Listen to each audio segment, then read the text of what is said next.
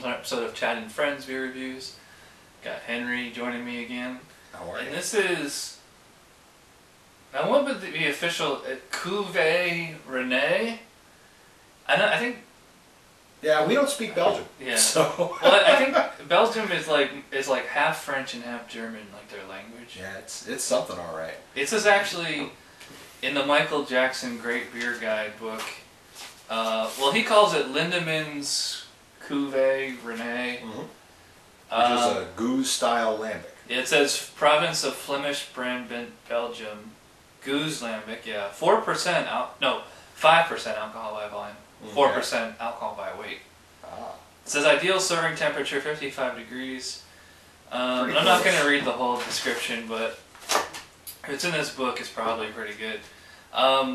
This beer had a cork in it, and I didn't have a corkscrew, so we had to improvise. And we already poured the beer. There's a little bit left, and we did have a little head in there. We're using my dollar store flute glasses. This looks like very nice. Looks like apple juice to me. Yeah, it's this type of beer.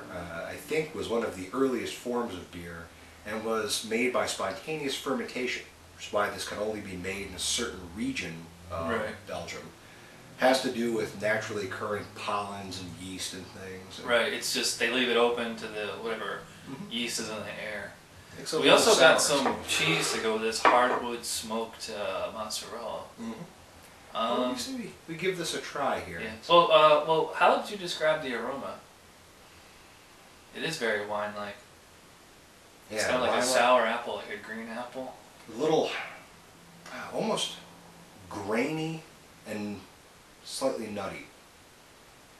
See, to me it smells like sour. To me it smells like kind of like white wine. So I'm wondering if it's going to taste like. Alright, so let's stop talking and start drinking. Sounds good. Oh yeah. That is very tart and sour. But that, see, I just drank the Magic Hat sour beer a few weeks ago, and that to me was like, it was like a regular beer that had gone sour, whereas this is like overtly sour. Yeah. But it's actually kind of refreshing. Right, it's rich. There's such a, right down the center of the tongue and up into the nose. Right. Just, yeah, it's very sour. We're drinking this fairly warm too. Well, I'd say it's they recommend 55. Like, this is probably pretty close, maybe 60 degrees. Yeah. You want to try a piece of cheese to go with? Oh yeah. Yeah, this is magic. Well, I think a fattier cheese would be better, because the acidity cuts the fat. It's helping.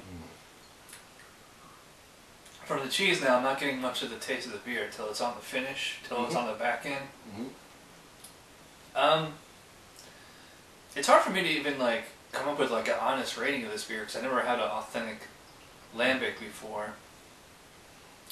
Now, as I was asking Henry before we started, I was like, what's the difference between, because this says Gueuze lambic. Right. So, like which one, and it also says Grand Cru on there. Well, Grand Cru just means it's the brewery's special feature. Right. Grand Cru will often be used for their best of the best. Now again, I'm not a real expert. I'm just an amateur expert. Right. So I mean, like this is highly drinkable, lots of flavor, but it's kind of a punch you in the face with the sourness and. Oh yeah. So, but it's like. Sour doesn't automatically mean something's bad. I mean, like, like I said, like with Sour Patch Kid candies, everybody, like you put one of those in your mouth and you're like, but it's like, it's so good, That's how, I mean, this kind of comes close to that. This isn't making me, wince, but yeah. Well, there are gouzes that, I don't even know if that's the plural of gueuze, but there are some out there that I've had that I couldn't handle. I mean, this is on the mild end of the spectrum. I've had a couple that. The hay-like aroma that's in this one, I've had a few where it's overpowering and the sourness is, it's almost as if you scraped off the Sour Patch Kids candy and just had a handful of the stuff. Of the sugary coating. The cheese is nice because it takes the the sour edge off. Mm-hmm. But even if you weren't a fan of sours, I think that this beer, the average person would still find it at least drinkable, because like there is a genuine taste. Mm-hmm. It's like the very authentic sour. It doesn't come off as gimmicky at all. Right.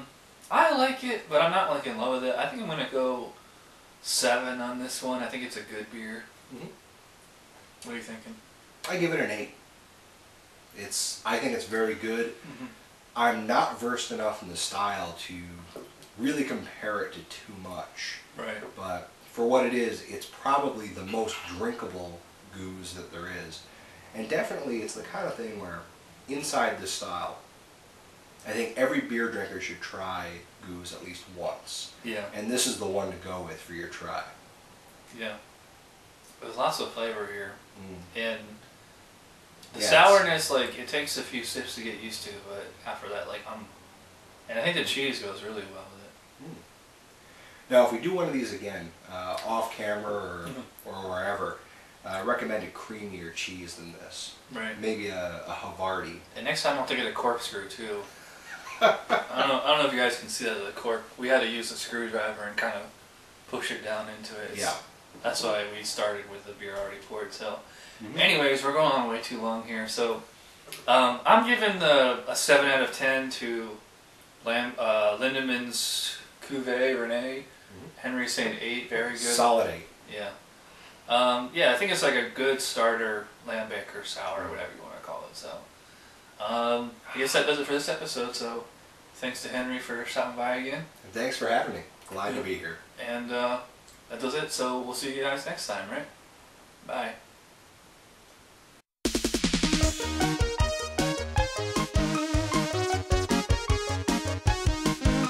Somebody brewed it. Chad just reviewed it. Thanks for watching Chad's Beer Review. Trust me, the next episode will be a lot better.